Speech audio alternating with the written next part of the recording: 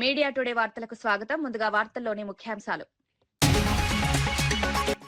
అమరావతి నిర్మాణాలపై ప్రభుత్వం తీరును ప్రశ్నించిన పేర్ని ప్రభుత్వ భూములు 99 పైసలకి, రాజధాని పనుల్లో భారీ దోపిడీ అని విమర్శ, మెగా డీఎస్సీ కాదు దగా డీఎస్సీ అని ఫైర్.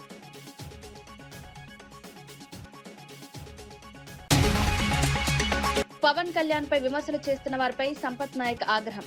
దేశం ధర్మం కోసం పవన్ పోరాటం, వ్యక్తిగత జీవితాన్ని రాజకీయాలకు తేవడం సరికాదు, రాజకీయంగా ఎదుర్కోలేకే వ్యక్తిగత విమర్శలు చేస్తున్నారని ఆరోపణ.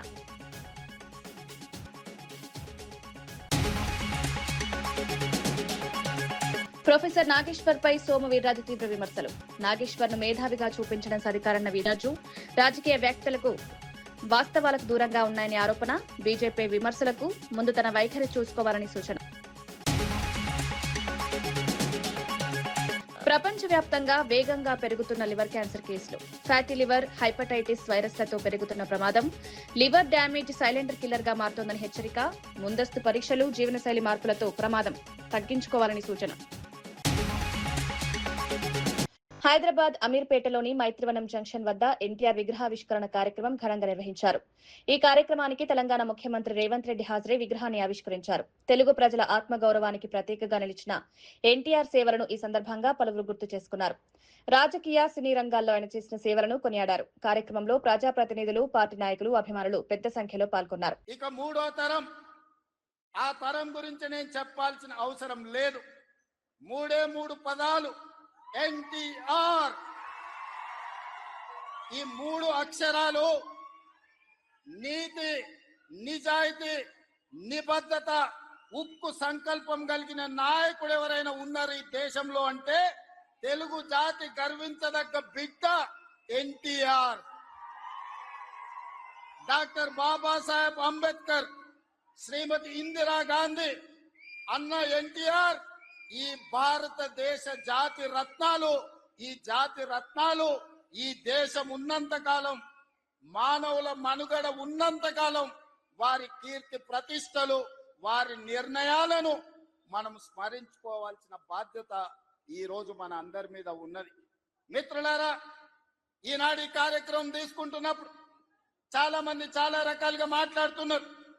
కాంగ్రెస్ పార్టీ ముఖ్యమంత్రి, పిసిసి అధ్యక్షుడు ఎన్టీఆర్ గారి విగ్రహాన్ని ఏ విధంగా ఆవిష్కరిస్తారు, లేదా ఎన్టీఆర్ గారి ఆంధ్రప్రదేశ్ హైదరాబాద్ నగరం నడిపొడ్డున ఎన్టీఆర్ విగ్రహాన్ని పెడతారా అని కొంతమంది మాట్లాడుతున్నారు. ఈ రోజు నేను స్పష్టంగా ఒక మాట చెప్పదలుచుకున్నా. కులాలకు, మతాలకు, ప్రాంతాలకు, భాషలకు అతీతంగా ఈ దేశం గర్వించదగ్గ నాయకుడు ఎన్టీఆర్.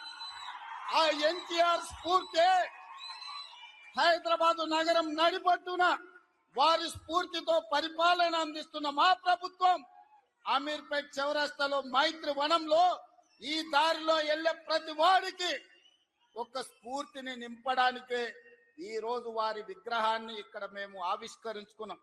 ఇది విగ్రహం కాదు, ఇది ఒక స్ఫూర్తి, ఇది ఒక గొప్ప అనుభూతి. ఒక ముఖ్యమంత్రిగా ఎన్టీఆర్ విగ్రహాన్ని అమరావతి రాజధాని నిర్మాణ పనులు, మెగా డీఎస్సీ వ్యవహారంపై వైసీపీ నేత పేర్ని నాని తీవ్ర విమర్శలు చేశారు. అమరావతిలో ప్రభుత్వ భూములను 99 పైసలకే కేటాయిస్తూ కొందరికి లబ్ధి చేకూరుస్తున్నారని ఆరోపించారు.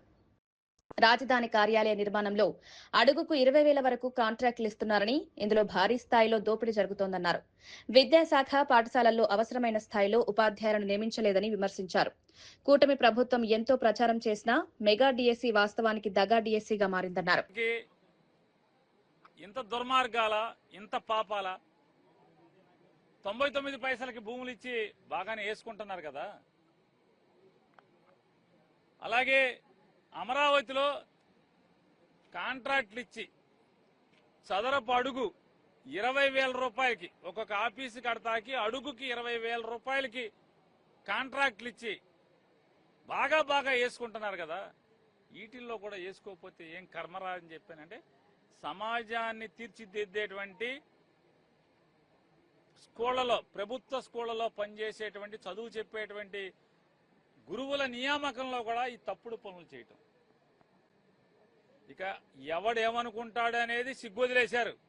కనీసం పాపభీతి, అరే సమాజానికి నష్టం చేస్తున్నామే, ఈ బడిలోకి వచ్చినోడు మళ్ళీ 35 ఏళ్ళు 40 ఏళ్ళు ఈ గబ్బిలిన్ లాగా పట్టుకు ఏలాడతాడు కదా ఈ దుర్మార్గుడు. వచ్చినాడు తప్పుడు రూట్లో వచ్చినాడు, చిల్లర కొట్టి వచ్చినాడు, 30-40 ఏళ్ల పాటు ఆ స్కూల్లో గబ్బిలిన్ లాగా ఏలాడతాడు కదా. ఆ పిల్లల చదువు బతుకు పరిస్థితి ఏంటనేది ఇంగిత జ్ఞానం కూడా లేకుండా చంద్రబాబు నాయుడు గారి ప్రభుత్వం ఆయన కొడుకు నాయకత్వంలో ఎంత నీచాతి నీచాలు చేశారంటే 16,000 పైచిలకు టీచర్ పోస్టులు తీసాం. మెగా డిఎస్సీ అని చెప్పి ఎంత డగా డిఎస్సీ అంటే మెరిట్ లిస్ట్ ప్రకటించరు. నిజంగా ఇది అద్భుతంగా చేస్తే, పారదర్శకంగా చేస్తే ఈ 3,30,000 మంది రాశారు. 16,000 పోస్టులకి 3,30,000 మంది పోటీ పరీక్ష రాస్తే ఏం చేయాలి? మెరిట్ లిస్ట్ ఇవ్వాలా అక్కర్లేదా? ఎవరికి ఎన్ని మార్కులు వచ్చినాయి, 1వ ర్యాంక్ ఎవరికి, 3,30,000 ర్యాంక్ ఎవరికో ఇవ్వాల్సిన పని ఉందా లేదా? ఎవరంట మెరిట్ లిస్ట్ ఎవరంట బయటికి. ప్రొఫెసర్ నాగేశ్వర్ పై బీజేపీ ఎమ్మెల్సీ సోము వీర్రాజు తీవ్ర స్థాయిలో విమర్శలు చేశారు. నాగేశ్వర్ ను మేధావిగా చిత్రీకరించడం సరికాదని, కమ్యూనిజాన్ని కాపాడుకోలేని వ్యక్తి ఇప్పుడు ఇతరులకు బోధనలు చేయడం విచారకరమన్నారు. రాజకీయ అంశాలపై నాగేశ్వర్ చేస్తున్న వ్యాఖ్యలకు వాస్తవాలకు దూరంగా ఉన్నాయని ఆరోపించారు. తమ పార్టీపై విమర్శలు చేసే ముందు తన వైఖరిని పరిశీలించుకోవాలని సూచించారు. అడిగారా? అడిగితే చంద్రబాబు నాయుడు గారు అడగలేదా అంటే ఎంతమందిని కించపరుస్తున్నావు నువ్వు? ఎవరు అతను? ప్రొఫెసర్ నాగేశ్వరరావు కాదు, కరుణుడి గట్టిన తీవ్రవాది, నక్సలైట్, బీజేపీకి వ్యతిరేక వాది, మేధావి కాదు.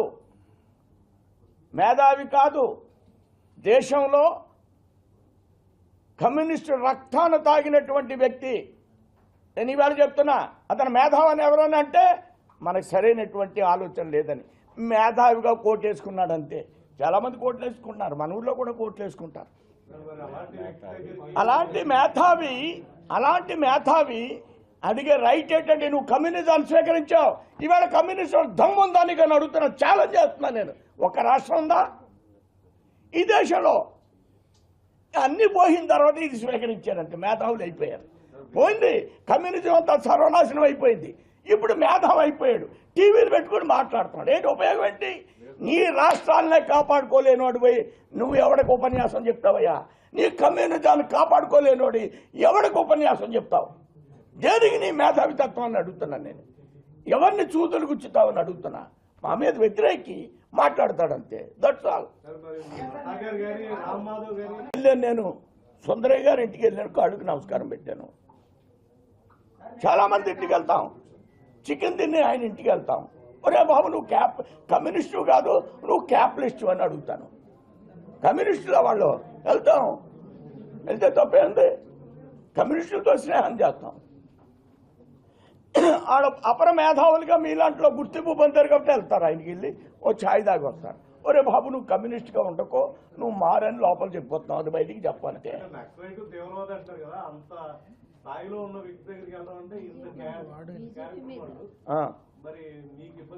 అలాంటి వాడి దగ్గరికి కూడా వెళ్తుంది భారతీయ జనతా పార్టీ. ఈ ప్రొఫెసర్ నాగేశ్వరరావు నన్ను ప్రశ్నించాడు. ఏమన్నాడంటే, ఏమండి వీర్రాజు గారు మీరేంటండి పీడీపీతో పొత్తు పెట్టుకున్నారండి అని అడిగాడు. ఏ పార్టీతో? పీడీపీ. ఎక్కడ ఉంటుంది అది? జమ్మూ కాశ్మీర్లో ఉంటుంది. దేశానికి అవసరం అయితే మేము హైదరాబాద్లో ఉన్న ఓవైసీతో కూడా పొత్తు పెట్టుకుంటా ఉన్నాను నేను. అలాగే ఆడింటికి వెళ్ళాము. ఏడు పెద్ద తప్పేంటి? దేశం కోసం, మా పిల్ల పెళ్లి కోసం వెళ్తామేంటి ఆయన దగ్గరికి?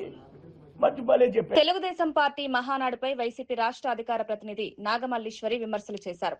2 ఏళ్ల పాలనలో ప్రభుత్వం ప్రజలకు చేసిన పనులను వివరించడానికి కాకుండా వైసీపీ అధినేత జగన్మోహన్ రెడ్డిని విమర్శించడానికే మహానాడు నిర్వహించినట్లుగా కనిపిస్తోందన్నారు. రాష్ట్ర అభివృద్ధి సంక్షేమ కార్యక్రమాలపై చర్చ జరగాల్సిన వేదిక రాజకీయ ఆరోపణలకు పరిమితమైందన్నారు. నారా లోకేష్ ఆధ్వర్యంలోని విద్యాశాఖ నిర్వహించిన మెగా డిఎస్సీపై అనేక సందేహాలున్నాయని పేర్కొన్నారు. ఒక మహిళగా స్త్రీ శక్తి అంటే మీ దృష్టిలో ఏంటి సార్? లోకేష్ బాబు గారు మీ దృష్టిలో ఏంటండి?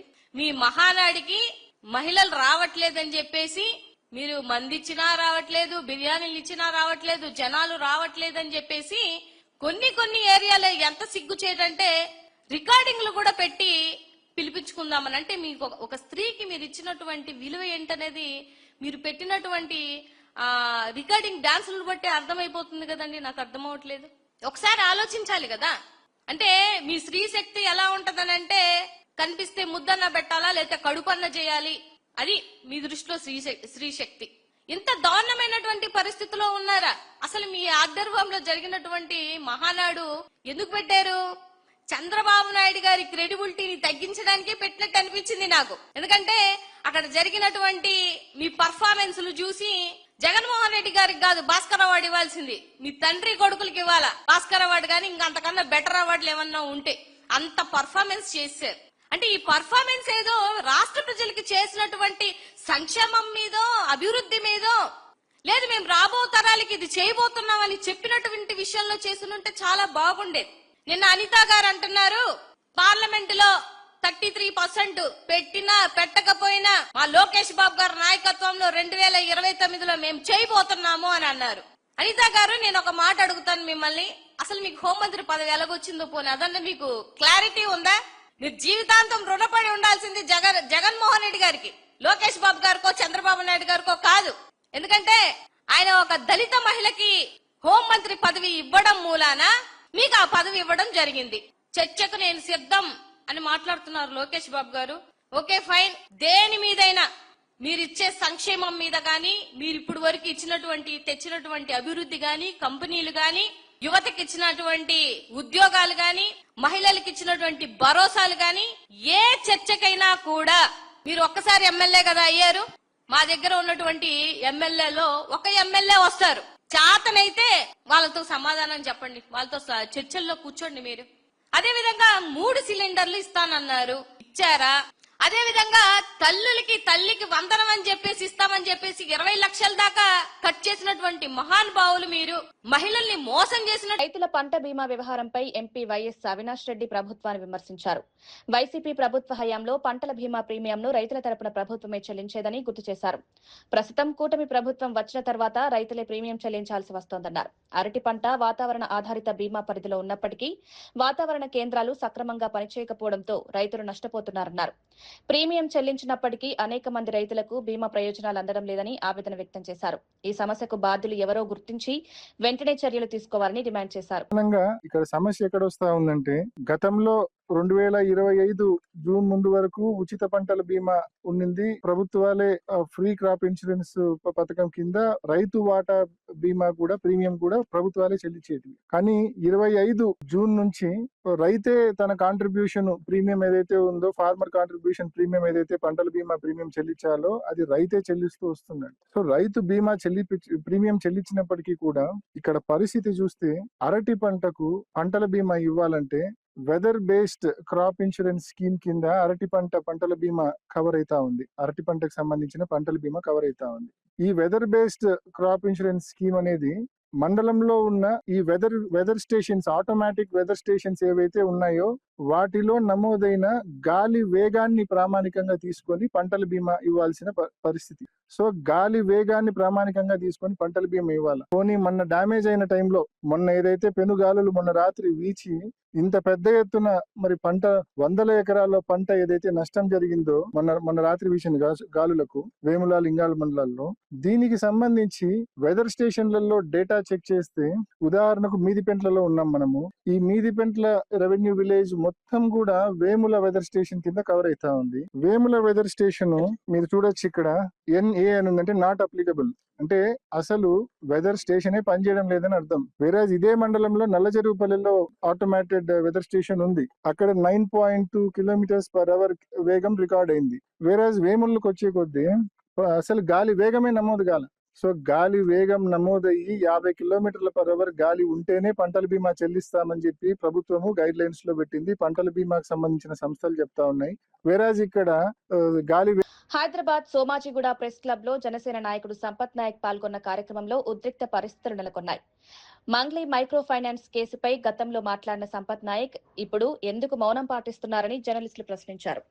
బాధితుల సమస్యలపై స్పందన ఎందుకు లేదని నిలదీశారు. ఈ వ్యవహారంలో డబ్బులు తీసుకుని వెనక్కి తగ్గారా అంటూ పలువురు మీడియా ప్రతినిధులు ప్రశ్నలు సంధించారు.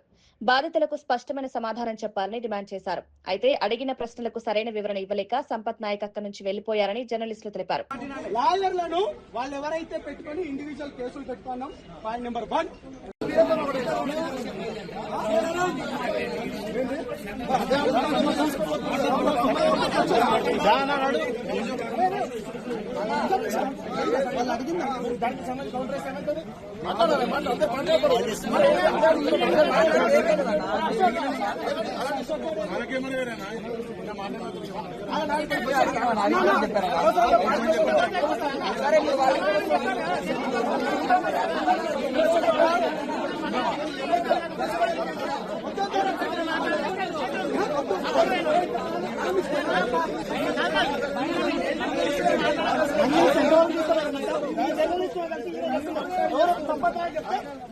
మంగ్లీష్ మీరు ఎంత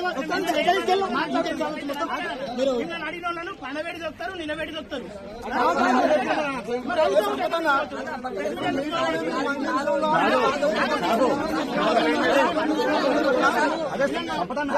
ఇదే యూట్యూబ్ నీకు ఇదే యూట్యూబ్ సపోర్ట్ ఇస్తుంది యూట్యూబ్ అని మాట్లాడుతున్నాయి.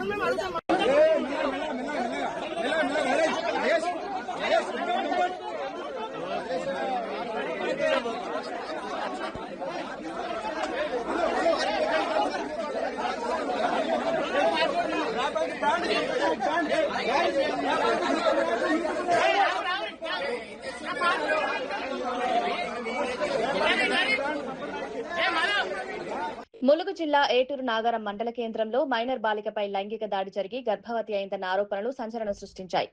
ఆరోగ్య సమస్యలతో బాలికను ప్రైవేట్ ఆసుపత్రికి తీసుకెళ్లిన తర్వాత ఈ విషయం వెలుగులోకి వచ్చినట్లు సమాచారం. ఘటనపై మంత్రి సీతక్క స్పందించారు. బాలికకు న్యాయం జరిగేలా ప్రభుత్వం చర్యలు తీసుకుంటుందన్నారు. కేసును అధికారులు పూర్తి స్థాయిలో విచారిస్తున్నారని తెలిపారు. చట్ట ప్రకారం కఠిన చర్యలు తప్పవని స్పష్టం చేశారు. బాధిత కుటుంబానికి అవసరమైన సహాయం అందించేందుకు అధికారులు చర్యలు చేపట్టాలని ఆదేశించారు. వాళ్ళు రిపోర్ట్ ఇవ్వడం జరిగింది తప్పుడు. ఈ అమ్మాయిల మీద ఇదేంది మరి దీని గురించి ఎందుకు మాట్లాడారు? అమ్మాయి తరపున పోయి కూర్చొని ఏం జరిగిందో ఇక్కడ వాళ్ళు మాట్లాడాలి కదా. బీఆర్ఎస్ నాయకులు మీరు ప్రతిపక్షమే కానీ ఊరుకు లీడర్లు కదా, మరి ఎందుకు మాట్లాడకుండా విలేకరులకు ఇట్లాంటి రాయండి అని ఎందుకు ప్రోత్సహిస్తున్నారు? ఎందుకు ధర్నాలకు ప్రోత్సహిస్తున్నారు? ధర్నా చేయడం ఏ రకంగా న్యాయం అవుతుంది? మేమేం తప్పు మాట్లాడినామని మీరెందుకు ఇవాళ బహిష్కరించారు? ఈ తప్పుడు వార్త అయితే ఖచ్చితంగా ఎవరైనా శిక్షించబడాలని మేము అన్నాం తప్ప. మరి ఇవాళ ఇక్కడ తమ్ముళ్ళందరూ వచ్చారు, కొంతమంది ఎందుకు వచ్చారు? వాళ్ళకు కూడా ఆడకూతుర్లు ఉన్నారు, ఇళ్ల బిడ్డలు ఉన్నారు. కొద్దిగా ఓపికతోటి డీల్ ఇది ఏం జరిగిందో తెలుసుకొని నువ్వు వాస్తవాలు రాయాల్సింది. కాబట్టి తప్పుడు ప్రచారాన్ని ఫాస్ట్ గా స్ప్రెడ్ చేసి సంకల్ గుద్దుకోవడం అనేది తప్పు. నేను ఇప్పటికి కూడా సిద్ధంగా ఉన్నా. మీరు రాసినటువంటి వాళ్ళ దగ్గర ఏం క్లూ ఉందో, ఏం ఇన్ఫర్మేషన్ ఉందో తీసుకురండి. సిఐకి చెప్పండి, డిఎస్పీకి చెప్పండి, ఎస్పీకి చెప్పండి, నాకు కూడా ఇవ్వండి. శిక్షించకుంటే మేము దేనికైనా సిద్ధంగా ఉన్నాం. ఇది కూడా మళ్ళా ఫైనల్ చెప్తున్నాం. ఏటూ నాగారం ప్రజలకు విజ్ఞప్తి, అమ్మాయి కుటుంబంతో మేము మాట్లాడినాము. అమ్మాయికి పాపము అన్యం పుణ్యం లేకున్నా హెల్ప్ లైన్ లో ఎవడో చెప్పినందుకు పట్టుకపోయి టెస్టులు కూడా చేసిర్రు. ఇవన్నీ అయినాక కూడా ఈ చిల్లర రాజకీయాలు చేస్తున్నారు. రేపు మీ ఏటూ నాగారంలో మీ బిడ్డల మీద కూడా ఎలాంటి వార్తలు రాస్తారో అలాంటి వాళ్ళని క్షమించకండి అని ఈ సందర్భంగా కోరుతున్నాను. తెలంగాణ జనసేన నాయకుడు సంపత్ నాయక్ మీడియా సమావేశంలో పలు అంశాలపై స్పందించారు. పవన్ కళ్యాణ్ విమర్శిస్తున్న వారిపై తీవ్ర స్థాయిలో మండిపడ్డారు. దేశం కోసం, ధర్మం కోసం పవన్ కళ్యాణ్ పోరాడుతుంటే కొందరు ఓర్వలేక విమర్శలు చేస్తున్నారన్నారు. పవన్ కళ్యాణ్ వ్యక్తిగత జీవితాన్ని రాజకీయ చర్చల్లోకి తీసుకురావడం సరికాదని చెప్పారు. ఆయన వివాహాల గురించి మాట్లాడే హక్కు ఎవరికీ లేదని స్పష్టం చేశారు. రాజకీయంగా ఎదుర్కోలేక వ్యక్తిగత విమర్శలకు దిగుతున్నారని ఆరోపించారు. మాట్లాడుతుంటే అవాకులు చవాకులు పేల్చడం మీ తప్ప. నిన్న మీడియా వాళ్ళు మీరందరూ ఉన్నారు కదా, వీళ్ళందరూ లెఫ్ట్ వింగ్ కాదా? తులసి చంద్ ఎప్పటికీ మాట్లాడదు. దాని తర్వాత నాగేశ్వరరావు ఎటువంటి భావజాలు మీరు చూడండి అన్న. మీరు నాకు ఏ క్వశ్చన్లు అయినా వేయండి, నేను మాట్లాడతా. దాంట్లో మెజారిటీలో కూర్చున్న వాళ్ళందరూ మెజారిటీలా, నేను అనేది మెజారిటీ లెఫ్ట్ భావజాలం ఉన్నోళ్ళు కాదా? మీరు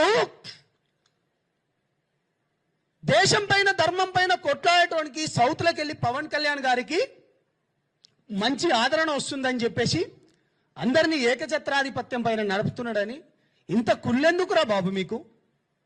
నువ్వు హెరిటేజ్లను దాడి చేస్తున్నావు, చేసుకోరా భయ్, మాకేముంది? నువ్వు ప్రొఫెసర్ నాగేశ్వరరావు ఆంధ్రప్రదేశ్లో అక్కడి నుంచి పంపించానుగా. ప్రొఫెసర్ నాగేశ్వరరావు మీ దాంట్లో మాట్లాడుకుంటూ కొంతమంది చెప్పిండ్రు కదా, పోలీసు వాళ్ళు వచ్చిండ్రు అనుకుంటే మీరు ప్రాంతాల మధ్య రెచ్చగొడుతున్నారు కదా. బుద్ధున్నారా వెదవల్లారా? పోలీసు వాళ్ళు వచ్చినట్టు ఒక్క రుజువు చూపియండి రా. నేను తెలంగాణ బిడ్డనరా, నేను కట్టర్ తెలంగాణ వాదిని, 100 కేసులైనని. మీ పైన ఏడైనారా? మీ పైన కేసులు ఏడైనాయిరా? అరే నేను జైల్లోకి పోయినన్నా, నేను జైల్లోకి పోతే నాకు బెయిల్ ఇవ్వలేదన్నా. ప్రపంచవ్యాప్తంగా వేగంగా పెరుగుతున్న క్యాన్సర్లలో లివర్ క్యాన్సర్ ఒకటిగా మారుతోందని యశోద హాస్పిటల్స్ కు చెందిన liver specialist doctor Naveen Polavarapu తెలిపారు. సంగారెడ్డిలో నిర్వహించిన మీడియా సమావేశంలో ఆయన మాట్లాడారు. Fatty liver, hepatitis B, C వైరస్లు, అధిక మద్యపానం వల్ల లివర్ తీవ్రంగా దెబ్బతింటోందన్నారు. లివర్ డ్యామేజ్ ను సైలెంట్ కిల్లర్ గా అభివర్ణిస్తూ లక్షణాలు కనిపించే సమయానికి వ్యాధి ముదిరిపోయే ప్రమాదం ఉంటుందని హెచ్చరించారు. క్రమం తప్పకుండా రక్త పరీక్షలు, అల్ట్రాసౌండ్ స్కానింగ్ చేయించుకోవాలని సూచించారు. హైపటైటిస్ వైరస్లను ముందుగానే గుర్తించే చికిత్సతో ప్రమాదాన్ని తగ్గించవచ్చన్నారు.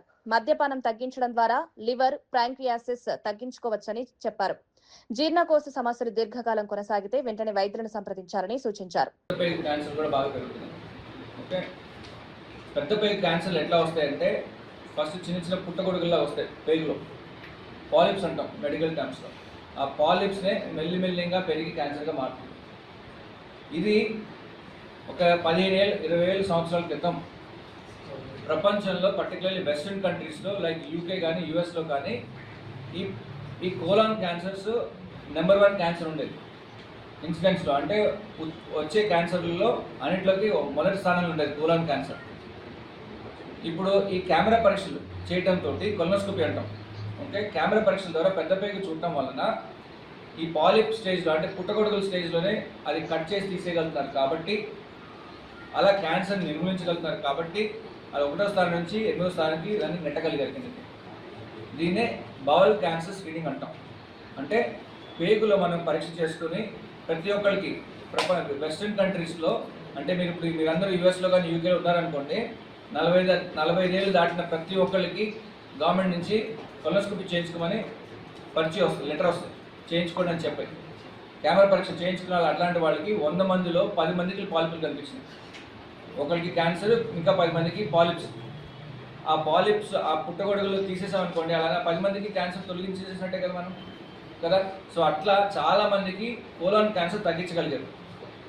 అలా మన ఇండియాలో కూడా బాగా పెరుగుతున్నాయి. సో అందుకని అందరూ బాధ్యతగా 45 ఏళ్ళు దాటిన వాళ్ళు, 45 ఏళ్ళు కాకపోతే కనీసం 50 ఏళ్ళు దాటిన వాళ్ళందరూ కూడా కంపల్సరీగా కొలనోస్కోపీ చేయించుకుంటే మంచిది.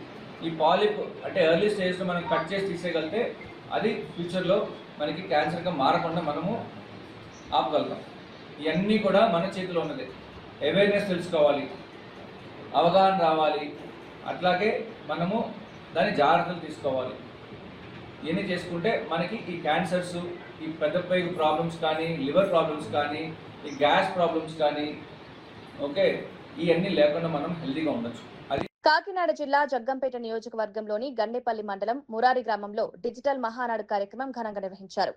గండేపల్లి క్లస్టర్ ఇన్ఛార్జ్ జాస్తి వసంత్ ఆధ్వర్యంలో జరిగిన ఈ కార్యక్రమంలో జిల్లా టీడీపీ అధ్యక్షులు జ్యోతుల నవీన్ పాల్గొన్నారు. ఎన్టీఆర్ విగ్రహానికి పూలమాలలు వేసి నివాళులర్పించారు. రాష్ట్ర వ్యాప్తంగా 1883 క్లస్టర్లలో ఇంధన పొదుపు లక్ష్యంగా డిజిటల్ మహానాడు నిర్వహిస్తున్నారని నాయకులు చెప్పారు. జగ్గంపేట నియోజకవర్గంలో 12 క్లస్టర్లలో కార్యక్రమం విజయవంతంగా సాగుతోందని వివరించారు. డిజిటల్ విధానం వల్ల ఇంధనం, సమయం, వ్యయం ఆదా అవుతున్నాయని తెలిపారు. ప్రభుత్వం ప్రజా సమస్యల పరిష్కారమే లక్ష్యంగా పనిచేస్తోందన్నారు.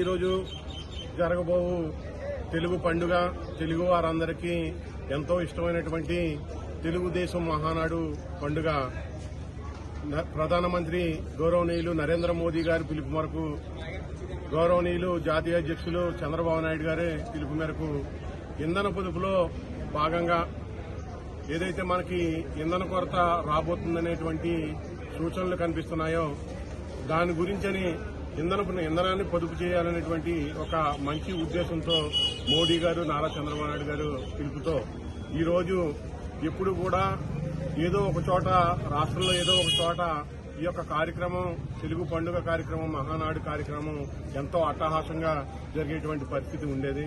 అయితే ఈసారి ఏదైతే ఈ ఇంధన పొదుపు ఉందో దాని గురించి ఈ పొదుపు చేద్దామనే ఒక మంచి ఉద్దేశంతో ఈ యొక్క కార్యక్రమాన్ని రద్దు చేసి యువ నాయకులు మన జాతీయ వర్కింగ్ ప్రెసిడెంట్ అయినటువంటి మన నారా లోకేష్ గారు ఈ యొక్క క్లస్టర్ల వ్యవస్థకి ప్రాధాన్యత ఇస్తూ క్లస్టర్ ఇన్ఛార్జీలకి ప్రాధాన్యతనిస్తూ వారి యొక్క నాయకత్వ లక్షణాలని గుర్తించడానికి ఈ యొక్క కార్యక్రమాన్ని మహానాడు కార్యక్రమాన్ని వర్చువల్ గా ప్రతి క్లస్టర్లోనూ కూడా నిర్వహించాలని చెప్పి తెలియజేయడం, వారి యొక్క ఆదేశాలతో మన గౌరవ శాసనసభ్యులు మరియు పొలిట్ బ్యూరో సభ్యులు జ్యోతుల నెహ్రూ గారు మరియు మన తెలుగుదేశం పార్టీ జిల్లా అధ్యక్షులైనటువంటి జ్యోతుల నవీన్ గారు, వెంకట గాయత్రి సేవా ట్రస్ట్ ఆధ్వర్యంలో బ్రాహ్మణ వధూవరుల వివాహ పరిచయ కార్యక్రమాన్ని ఈ నెల 31వ తేదీన ఘనంగా నిర్వహించనున్నట్లు ట్రస్ట్ ప్రతినిధులు తెలిపారు. తిరుపతి ఆర్టీసీ బస్టాండ్ సమీపంలోని అంకాలమ్మ గుడి వద్ద ఉన్న ఎస్ఆర్ కన్వెన్షన్ హాల్లో ఆదివారం ఉదయం కార్యక్రమం ప్రారంభమవుతుందన్నారు. తిరుపతి ప్రెస్ క్లబ్ లో నిర్వహించిన మీడియా సమావేశంలో ట్రస్ట్ కార్యవర్గ సభ్యులు మాట్లాడారు. వివాహ సంబంధాల కోసం అన్వేషిస్తున్న బ్రాహ్మణ కుటుంబాలకు ఈ కార్యక్రమం మంచి వేదికగా ఉపయోగపడుతుందని తెలిపారు. మంచిదని ఇది అందరికీ కేవలం బ్రాహ్మణే కాదు అందరికి కూడా. అయితే బ్రాహ్మణులుగా మా యొక్క మేము 10 మందికి తెలియజేయాలనే ఉద్దేశంతో బ్రాహ్మణుల్లో వధువులు ఎవరైతే పెళ్లి కాని అమ్మాయిలు అబ్బాయిలు ఉన్నారో వాళ్ళందరినీ కూర్చోబెట్టి 30వ తారీఖు అంటే శనివారం సాయంత్రం 4:30 గంటల నుంచి 8 గంటల దాకా శివపార్వతి కళ్యాణం నిర్వహిస్తున్నాం. పాల్గొన్న వారందరికీ కూడా ఆ రోజు రాత్రికి మరి ప్రసాద వితరణ ఉంటుంది. అలాగే 31వ తారీఖు మార్నింగ్ ఎర్లీ అవర్స్ 4:30 నుంచి ఉదయం 4:30 నుంచి 8:30 దాకా 60 సంవత్సరాలు నిండిన వాడికి షష్ఠి పూర్తి, 70 సంవత్సరాలు నిండిన వాడికి భీమల శాంతి, 80 సంవత్సరాలు నిండిన వాడికి సహస్ర చక్ర దర్శన కార్యక్రమాన్ని 15 సంవత్సరాల నుంచి నిర్వహిస్తూ ఉన్నాం. అందరికీ ఆయుష్యోహం గణపమైన వస్త్రాలు బహుకరించి స్వర్ణ మంగళధారణ కూడా చేస్తూ ఉన్నాం. ఇది దాతల యొక్క సహకారంతో 15 సంవత్సరాలు. ఇది కంచి స్వామి గారి ఆదేశానుసారం కార్యక్రమం చేస్తున్నాం. అలాగే అఖిల భారత స్థాయిలో 35వ వివాహ పరిచయం చేస్తున్నాం. తిరుపతిలో ఇది 26 సంవత్సరాల నుంచి విభిన్నంగా జరుగుతాం. అలాగే మరి మొన్నటిదాకా 15వ తారీఖు దాకా మే 15వ తారీఖు దాకా ఉచితంగా ఎవరైతే రిజిస్టర్ చేసుకున్నారో వారి పేర్లన్నీ కూడా నమోదు చేసుకుని మరి 30వ తారీఖు సాయంత్రం పరిచయ వేదిక అయిన తర్వాత సుమారు 1500 అడ్రస్లు అబ్బాయిలు అమ్మాయిలతో కూడిన అడ్రస్ ఉచితంగా కూడా చేస్తాం. అయితే 31వ తారీఖు స్పాట్ రిజిస్ట్రేషన్ పెట్టాం. అంటే ఇప్పుడుగా 15వ తారీఖు తర్వాత ఎవరైతే రిజిస్ట్రేషన్ చేసుకున్నారో అందరూ కూడా స్పాట్ రిజిస్ట్రేషన్ ఆదివారం రోజు 31వ తారీఖు మార్నింగ్ 9 గంటల నుంచి స్పాట్ రిజిస్ట్రేషన్ ఉంటుంది. అది తిరిగి కూడా మళ్ళా బుక్ రూపంలో ఉంటుంది. దీనికి మరి ఆంధ్రప్రదేశ్ బ్రాహ్మణ క్రెడిట్ కోఆపరేటివ్ సొసైటీ చైర్మన్ గారు అయినటువంటి కార్పొరేషన్ చైర్మన్ గారు మరి వారు వస్తున్నారు. వారితో పాటు లోకల్లో ఉన్న ప్రజాప్రతినిధులు ఎమ్మెల్యే గారిని, అలాగే సుబ్బనమ్మ గారిని, అలాగే లోకల్ మా 6 డైరెక్టర్ గారిని, ఇంజనీరింగ్ కాలేజ్ 6 డైరెక్టర్. ఇవి ఈనాటి వార్తా విశేషాలు. మరో బులెటిన్లో మళ్ళీ కలుద్దాం. నమస్కారం.